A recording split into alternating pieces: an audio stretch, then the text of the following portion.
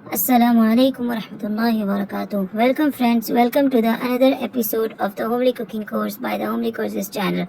तो आज बड़े ही दिनों बाद हम आपके लिए ले आए हैं बहुत ही मज़ेदार सी हैदराबादी तिल के क़ोरमे की रेसिपी, जो कि हम बल्क क्वांटिटी में बना रहे हैं दावत के लिए। तो दावत प्रिपरेशन थी हमारे यहाँ पे, तो हमने वीडियो शूट किया था।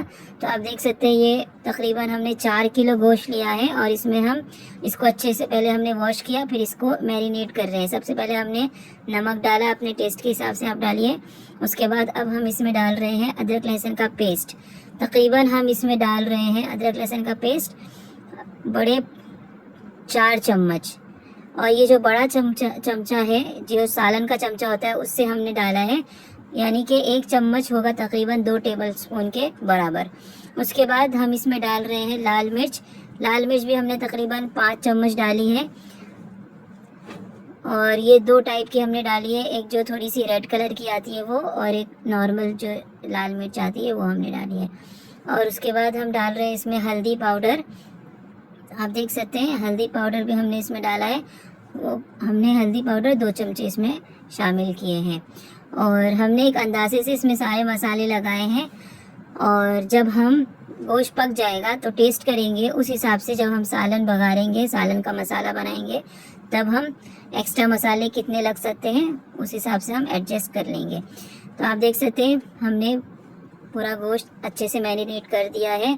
तो इसके बाद अब हम इसे कुकर में शिफ्ट करेंगे और प्रॉपर इसको तकरीबन आधे से 1 घंटे तक, क्योंकि गोश्त बहुत ज़्यादा है तो सीटी आने के लिए भी टाइम लगेगा, तो हम सारे मटन को पहले कुकर में शिफ्ट कर रहे हैं, उसके बाद हम इसको गलाने के लिए रख देंगे।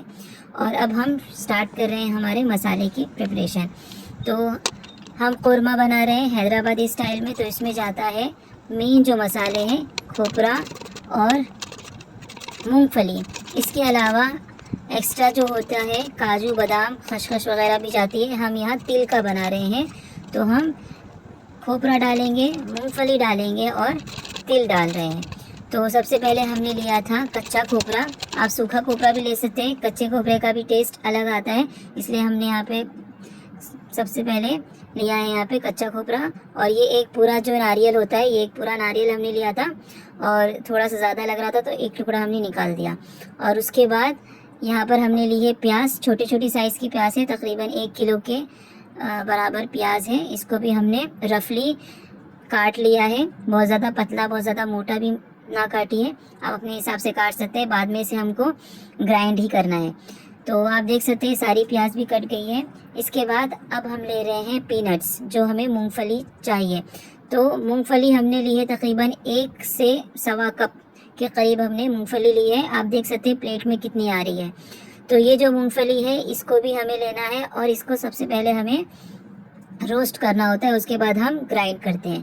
तो आप देख सकते हैं माशाल्लाह कितनी अच्छी हमारी मूंगफली है, बड़ी बड़ी सी। उसके बाद अब हम यहाँ ले रहे हैं तिल अब हम तिल ले रहे हैं, और तिल हम ले रहे हैं नाप के लेंगे, नॉर्मल जो घर का चमचा होता है टेबल स्पून, उससे हम ले रहे हैं 5 टेबल स्पून तिल। ये सफ़ेद तिल है, काली तिल नहीं है। काली तिल जो होती है थोड़ी सी कड़वी होती है, आप डाल सकते हैं लेकिन बहुत कम क्वांटिटी में डालिए अगर काली तिल भी आपको डालना है।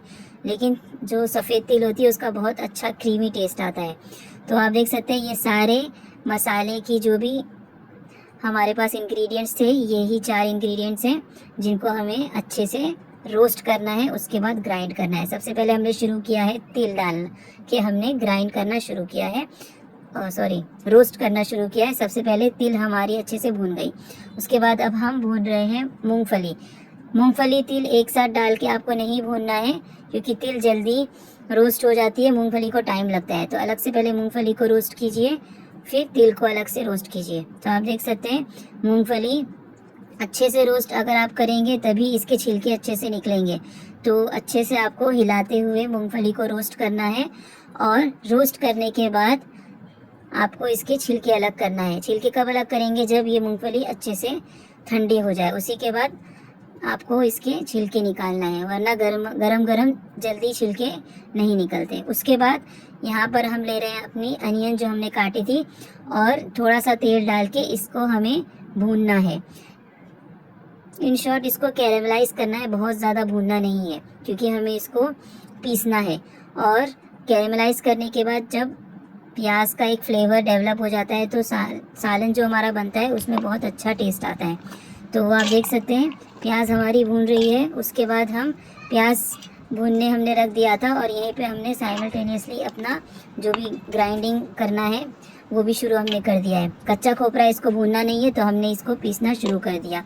तो कच्चे खोपरे को आपको अच्छे से पीसना है। कभी कभी बड़े बड़े इसके पार्टिकल्स रह जाते हैं तो थोड़ा सा पानी डाल के अच्छे से खोपरे को आपको ग्राइंड करना है।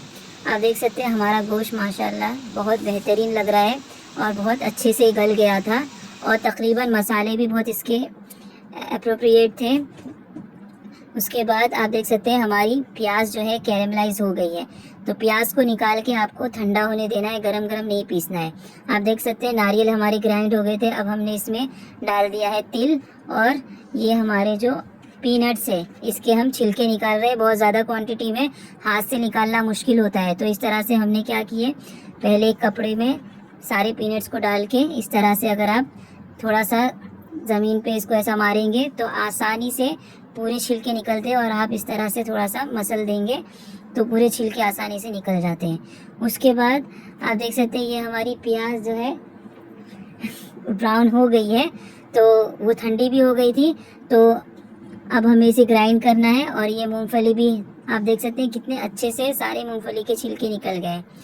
तो हमने मूंगफली और तिल एक साथ ग्राइंड कर लिया है। अच्छे से आपको बारीक पीस लेना है। इसके बिल्कुल भी बड़े बड़े टुकड़े ना हो वरना आपकी जो कौरमे की ग्रेवी है वो बिल्कुल अच्छी स्मूथ सी नहीं बनती।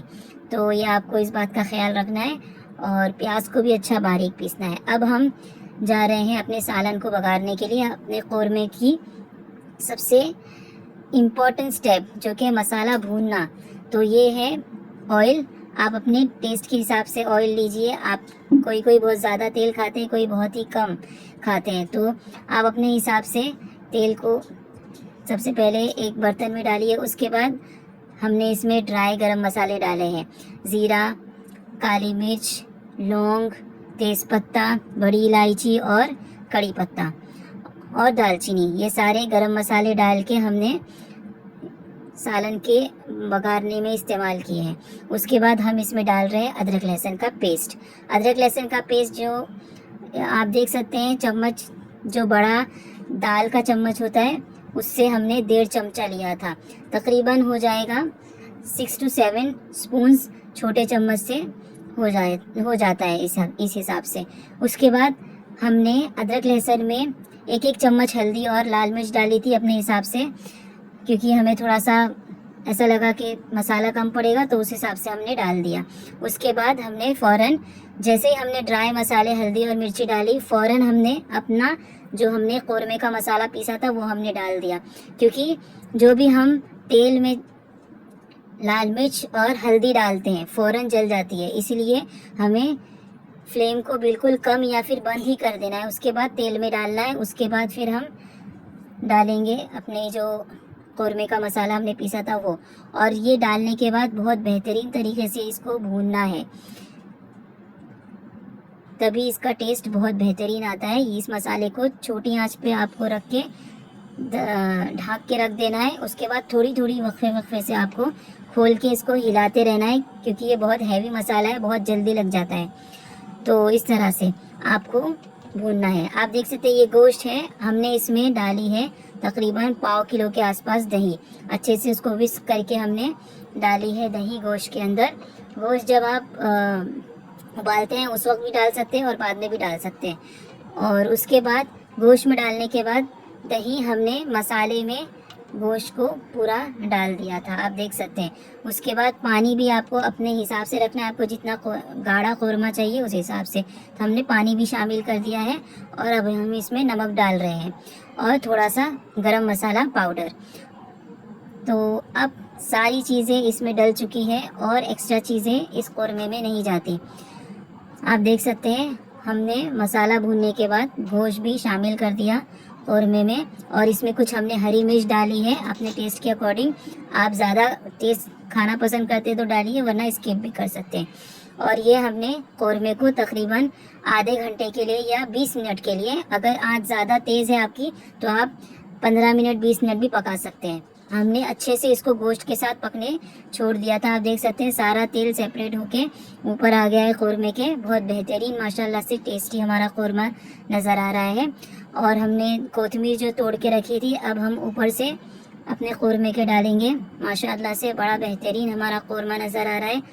बहुत ही उम्दा लाजवाब बना था। इसका जो तिल का फ्लेवर आता है बहुत ही एक्सेप्शनल है, मज़ेदार सा बनता है ये कौरमा। और जो ड्राई फ्रूट्स के साथ बनता है, काजू है, बादाम है, खशखश है, वो भी बहुत बेहतरीन होता है। तो आप अलग मसाले के साथ ट्राई करके देखिए और हमें ज़रूर कमेंट्स में बताइए आपको हमारी रेसिपीज़ कैसी लगती हैं। हम आपको मिलेंगे अपने अगले एपिसोड में इसी तरह की बेहतरीन रेसिपीज़ के साथ। तब तक के लिए अल्लाह हाफिज़।